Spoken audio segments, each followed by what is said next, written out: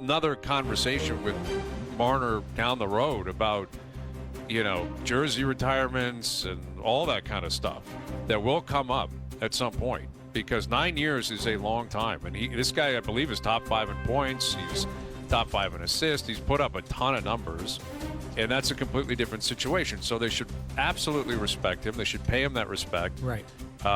But I'm saying from a Leaf perspective, Noodles. Okay. Now, again, I guess I'm answering my own question. I don't think Tree Living's going to come out and slam the gavel down and say, change is, here. Right. And it's over. And I don't think he'll do that, because that's not his nature, and I don't think that's in the nature of most GMs.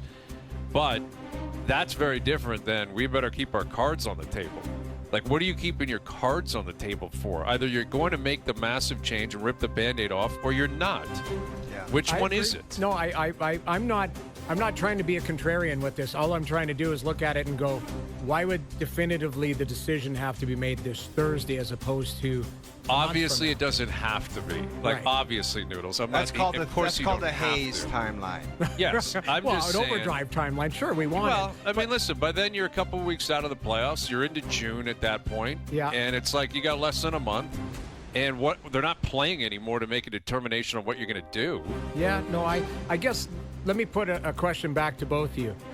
Is change one or both of them gone? And I'm talking Mitch Marner and John Tavares. So what if we're not resigning John Tavares, regardless, if he wants to play for $12? Mm-hmm. That Noodles, would, I think, be a significant change. On this. You know where I stand on this. I understand. And I continually have people, I'm not kidding, harassed. No, you're not. Do we need security for you? We need Guys, security. It's not funny. I'm being harassed by bots and burner accounts. Uh-oh. And they think I have something personal, and it's almost like do these people think that I'm stupid? Like, do they think I don't talk to any other people around the league? Where I get comments like, if they bring those guys back as a unit and think they're going to win and anything's going to change, they're absolute. Like, I don't need to get into who I know and who I talk to, but I almost look at it as like an analyst perspective, where I dread if they run it back, if they actually had the balls to run it back. And me sitting on that desk and sitting with you guys saying, yeah, they just couldn't find a way to get it done and score a big goal and look different and be different and get different results. That to me would be absolutely bananas if I had to do that. Well, like it would be bananas. It's almost like I know what's going to happen, but if you want to go ahead and do it and dump a bunch of money into it and then have us all at the end of the season put our hands up and say, wow, they just couldn't find a way to get it done, then we have a job to do. Well, I'll go ahead and do it, but I know what's coming. It's not 0% that's going to happen. I don't think it's 0%. So you don't think it's zero? Okay, quick around the table. You are running those burner accounts. No, I'm not. Quick around the table. I harass you to your face. You guys do, exactly. It's face-to-face harassment. Is it, so Hayes, you're obviously, it's not 0% that the core four is coming back. No, I would say the reverse of that it's 100%, that it's being 100%. broken up. Like, if the mini Jerry's is, that it's being broken up. Like someone's going, I'm trying to figure out how I would calculate that, but I don't think it's a foregone conclusion. I've learned too much from this franchise, from the way that they operate, and from the players. There's also like the Tavares element is a very different conversation. John has been very forthright. He's on the record, wants to stay. He's hoping to work it out. Right. All of our insiders continue to suggest that may happen in the next, week or two. Let me just, and I don't hate John. I know Tavares that. either. Your opinion is different from what could happen, though. That's the point. But as far as Tavares, do people understand how not normal that is for a guy to lose year after year? And he's like, I'm staying. I got to come back. Like a big percentage of players would be like, I got to try this somewhere else, man. I'm 35 years old. I got to try it somewhere else. Do they not know how abnormal this is for someone to say it's just got to be here? And in a weird way, that's bizarro world, man. That would scare me a little bit. Leafs, that it's like, are you staying because you really believe you can win, you want to win, or are you staying because it's it's your home, it's comfortable, everyone's here? I don't know. I mean, that is something I think that is worthy of being asked. I don't think that is a question that Brad Treliving, if we were to ask, would be, again, uncalled for. And And I'm sure John would be diplomatic in that moment and say, of course I want to win. I think they can win. And again, it's not like he's sticking around in San Jose or in Chicago. Like, the Leafs are a really good team, and they've been a really good team. They go to the playoffs every year.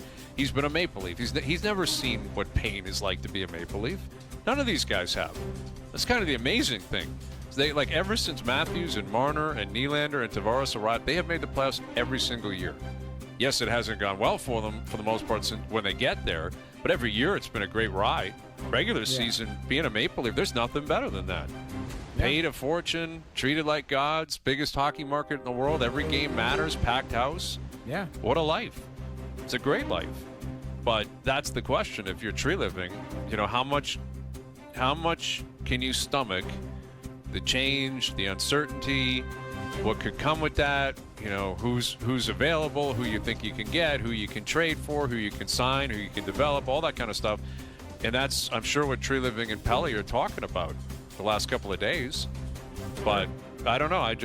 I've been saying this since it came to an end. I think safe money's on change. I think safe money's on maybe Marner leaving, and that's probably safe money. That's probably the right bet.